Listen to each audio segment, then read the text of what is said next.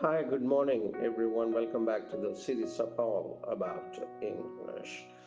Treaties for Federalism. The treaties for Federalism. Treaties அப்படின்னா என்னன்னா it is an article, a written document, a research document.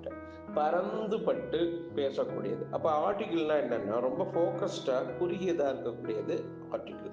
இந்த ட்ரீட்டேஸுங்கிறது இன்னும் ஆர்டிகிளை தாண்டி அது வந்து எப்பொழுதைக்கும் இருக்கக்கூடிய ஒரு ஒரு பர்மனண்ட் டாக்குமெண்ட்டாக கூட அதை கிட்டத்தட்ட நம்ம வச்சுக்கலாம். அதுதான் இந்த main difference between article and treaties. ரெண்டுமே கட்டுரை தான். ஆனால் ஆர்டிகிள்ங்கிறது மோர் ஃபோக்கஸ்டாக இருக்கும். அது பியர் ரிவ்யூடாக இருக்கும். பியர் ரிவ்யூட்னா உங்களை மாதிரியே இருக்கக்கூடிய இன்னொருத்தர் அதை படித்து பார்த்து ஆமாம்மா தேவலாம் அப்படிம்பாரு. ஆனால் அந்த ட்ரீட்டிஸ்ங்கிறது அப்படி இல்லை.